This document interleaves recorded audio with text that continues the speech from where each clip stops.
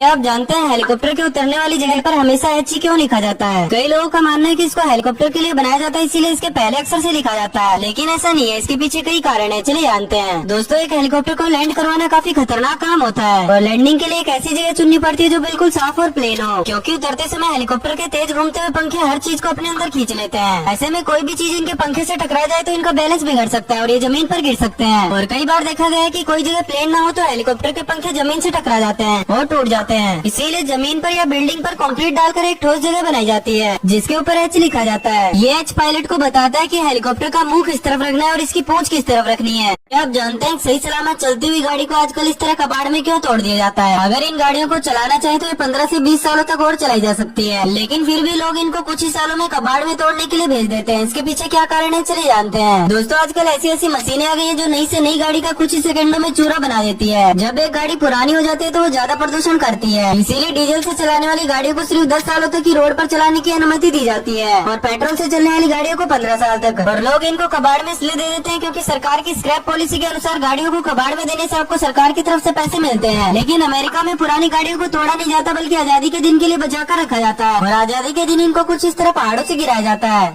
ये एक ऐसी बॉल है जो आपको बड़ी से बड़ी सुनामी से भी बचा सकती है और तो और बड़े से बड़ा तूफान भी आ जाए तो इसके अंदर बैठे इंसान का कुछ नहीं बिगाड़ सकता है। और तो और जापान में मेट्रो की शीशों को ब्लर क्यों किया जाता है, चलिए जानते हैं। दोस्तों, जब भारत में ट्रेन या मेट्रो बिल्डिंग के पास से गुजरती है तो उनके अंदर का नजारा भी साफ साफ दिखाई देता है, लेकिन जापान में ऐसा नहीं है, बल्कि जब भी मेट्रो बिल्डिंग से गुजरती है तो उसके शीशे अपने आप धुंधले हो जाते हैं। और तो और जापान में बारिश के मौसम में इंसानों के साथ साथ कुत्तों के लिए भी छाता बना होता है। वहीं जापान में भूकंप और सुनामी सबसे ज्यादा आते हैं, इसीलिए यहाँ एक ऐसा कैप्सूल बनाया गया है जिसमें 2 लोगों के बैठने के लिए सीट है। ये इतना मजबूत होता है कि ऊंचाई से गिरने पर भी इसका कुछ नहीं बिगड़ता और इसके अंदर खाना पीना, ऑक्सीजन और जीपीएस भी होता है, लेकिन इसमें सिर्फ 3 दिन की सुविधाएं मौजूद होती है।